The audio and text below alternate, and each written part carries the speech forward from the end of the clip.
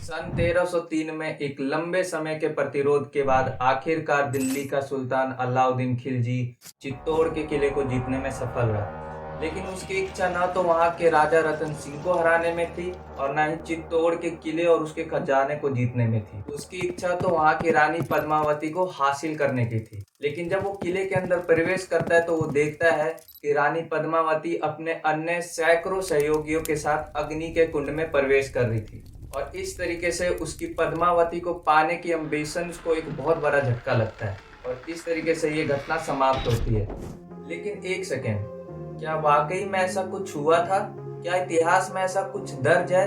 इसमें कितनी रियलिटी है और कितना मिथ? तो चलिए मिथ एंड रियलिटी के इस एपिसोड में हम इस घटना को स्टेप बाय स्टेप अच्छे से समझते हैं। The Maharana of Mewar has said that Padmini happened to belong to his family. अभी पिछले दिनों बहुत बहस का मुद्दा है कि रानी पद्मावती थी या नहीं।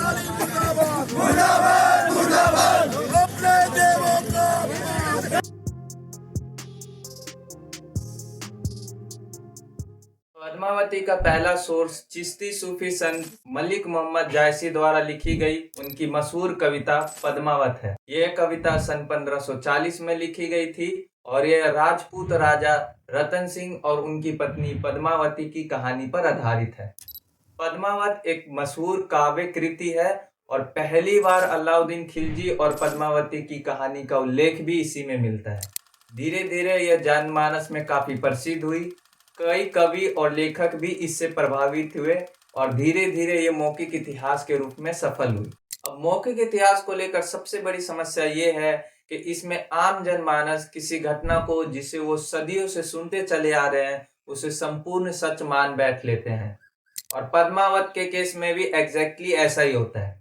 आगे चलकर एक ब्रिटिश अधिकारी और इतिहासकार जेम्स टोड ने अपने ग्रंथ annuls and antiquities of Rajasthan में पद्मावती के बारे में विस्तार से लिखा है।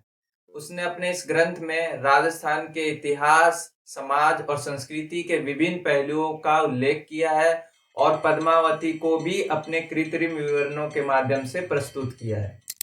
अब यह ऐसा मोड़ है जहां पे वो लोग जो इस कहानी को सच मान बैठे हैं इन दोनों किताबों को रेफरेंस के तौर पर इस्तेमाल करते हैं। अब सबसे बड़ी समस्या ये है कि रानी पद्मावती का सबसे पहले उल्लेख पद्मावत में ही हुआ है जो कि जायसी की किताब है और जो 1540 की है। और इससे पहले सन 1303 से लेकर के 1540 के बीच में किसी भी ग्रंथ में, चाहे वो साहित्यिक ग्रंथ ही क्यों ना हो, उनमें कहीं भी पद्मावती का जिक्र नहीं किया गया है।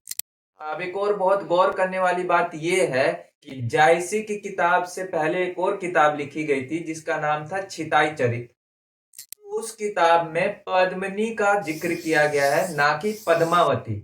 अब यहाँ पद्मिनी का अर्थ स्त्रियों की उच्चतम कोटि से है, तो ध्यान रखना है पद्मिनी रानी का नाम नहीं बल्कि उसे मिली एक उपाधि है और मलिक मोहम्मद जायसी स्वयं पद्मिनी के इसी अर्थ को स्वीकार करते हैं। जायसी के अनुसार पद्मावती सिंगल द्वीप यानी श्रीलंका के राजा गंधर्व सेन की पुत्री थी। चित्तौड़ के राजा रतन सिंह योगी के वेश में वहां जा करके अनेक वर्षों के प्रयत्न के पश्चात उनके साथ विवाह कर उन्हें चित्तौड़ ले आए। वहीं कर्नल टोड अपने राजस्थान के इतिहास में जायसी की लिखी हुई किताब में कुछ हेर फेर के साथ प्राय उसी कहानी को दोहराते हैं। उन्होंने राजा रतन सिंह या रतन सेन के बदले भीम सिंह का नाम दिया है। वो भी भीम सिंह राजा या राणा नहीं है बल्कि राणा लक्ष्मण सिंह के चाचा थे जो कि लक्ष्मण सिंह के बच्चे होने के कारण शासन को संभाल रहे थे। वहीं रतन सिंह राणा लक्ष्मण सिंह के छोटे भाई हैं। तो ध्यान रखना है रानी पद्मावती का विवाह भीम सिंह के साथ हुआ था जो कि राजा नहीं थे। इसी प्रकार कर्नल टोड ने रानी पद्मावती को सिंगल द्वीप के चौहान वंशी शासक हमीर संघ की लड़की बतलाया है। अब हम यहाँ देख सकते हैं कि दोनों ही कहानियों में कितना अंतर है, जबकि एक की कहानी एक अन्य कहानी को आधार बना करके लिखी गई है। यहाँ तक कि श्रीलंका में गंधर्व सेन की उपस्थिति का हमारे पास कोई ऐतिहासिक सबूत भी उपलब्ध नहीं है। चूंकि 1540 से पहले हमें रानी पद्मावती के एग्जिस्टेंस का कोई सबूत नहीं मिलता, इसलिए ये मानना गलत होगा कि पद्मावती नाम की कोई रानी थी।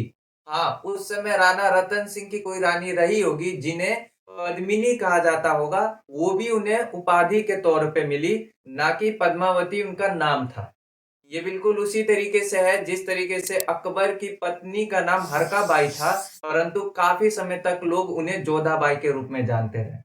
कंटेम्पररी सोर्सेज या समकालीन स्रोत वो स्रोत होते हैं जो उसी समय काल के दौरान लिखी जाती हो और जिनका संबंध उसी समय काल के किसी घटना या चरित्र से सीधे तौर पर जुड़ी होती हो। अब इनमें सबसे पहले शामिल है अलाउद्दीन खिलजी के ही दरबारी कवि अमीर खुसरो और इतिहासकार जियाउद्दीन बर्नी। अब इनमें अमीर खुसरो की किताब खजाइनुल फतूह और बर्नी की किताब तारीख ए फिरोज शाही से हमें ये जानकारी मिलती है कि सन 1303 में अलाउद्दीन खिलजी ने चित्तौड़ के किले पर हमला किया। गौर करने वाली बात यह है कि इन दोनों ही सोर्सेज में कहीं पर भी रानी पद्मावती का जिक्र तक नहीं किया गया है और ना ही कहीं पर अलाउद्दीन खिलजी का राणा रतन सिंह की रानी के प्रति महत्वाकांक्षा को दिखाया गया है। यहाँ तक कि अमीर खुसरो जैसे संगीतज्ञ ने भी इसका जिक्र नहीं किया है, जिन्होंने अपनी ही एक किताब देवल रानी में अलाउद्दीन खिलजी के पुत्र खिज्र खां और एक राजपूत राजकुमारी देवल रानी के बीच प्रेम प्रसंग का उल्लेख किया है। अलाउद्दीन खिलजी ने सन 1296 में अपने ही चाचा सुल्तान फिरोज शाह खिलजी की हत्या कर गद्दी पर बैठा। आगे बढ़े तो अलाउद्दीन ने एक के बाद एक कई युद्ध जीते और धीरे धीरे उसके मन में संपूर्ण दुनिया को जीतने की भावना उपजने लगी। उसने अपनी इस इच्छा को एक बार अपने मित्र अलाउल मुल्क को बताया। हालांकि अपने मित्र के समझाने के बाद उसने ये जिद छोड़ दी, लेकिन फिर भी उसने एक उपाधि धारण की जिसका नाम था सिकंदर सानी, जिसका मतलब होता है दुनिया का विजेता। इस दौरान उसे ये बतलाया गया कि चित्तौड़ का किला अजय है और रणनीतिक तौर पर उसका महत्व भी बहुत अधिक है। इस बात को ध्यान में रखते हुए सन 1303 में अलाउद्दीन खिलजी ने चित्तौड़ का घेराव किया और तकरीबन 8 महीने के घेराव के बाद आखिरकार युद्ध होता है। इस युद्ध में राणा रतन सिंह अपनी भूमि के लिए लड़ते हुए शहीद हो जाते हैं। तो जहां कहानियों में अलाउद्दीन खिलजी के 2 बार आक्रमण की बात की गई है, जिसमें एक बार राणा रतन सिंह के अपहरण और फिर कैद से बच निकलने के बाद दूसरी बार आक्रमण की बात की गई है, ये बात गलत है। आक्रमण एक ही बार हुआ था जो 8 महीने के घेराव के बाद संपन्न हुआ। चित्तौड़ किले को जीतने वाला अलाउद्दीन खिलजी पहला मुस्लिम सुल्तान नहीं था। इससे पहले 1196 में कुतुबुद्दीन ऐबक ने भी चित्तौड़ के किले को जीता। सन 1301 में अलाउद्दीन खिलजी ने रणथंभौर पे हमला किया। उस समय वहां के शासक थे हमीर देव। अमीर खुसरो ने अपनी किताब तारीख अलाइब में ये बताया हुआ है कि वहां के शासक की मृत्यु के बाद वहां की रानियों ने भी जौहर किया। तो ये बात ध्यान में रखना है कि अलाउद्दीन के समय में भी जौहर हुए थे। सन 1303 में भी चित्तौड़ के हमले के बाद वहां जौहर हुए, लेकिन ये युद्ध रानी के वजह से नहीं हुआ था। आज भी चित्तौड़ किले में पद्मावती के महल को उस जमाने का बताया जाता है, जबकि ये महल आधुनिक है।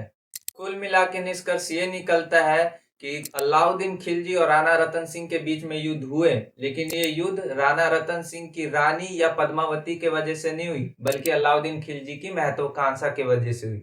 और जहां तक बात है रानी पद्मावती के ना होने या होने की, तो उस समय राणा रतन सिंह की कोई रानी रही होंगी और उन्होंने 1303 के युद्ध के दौरान जौहर भी किया था, पर वो रानी पद्मावती नहीं थी।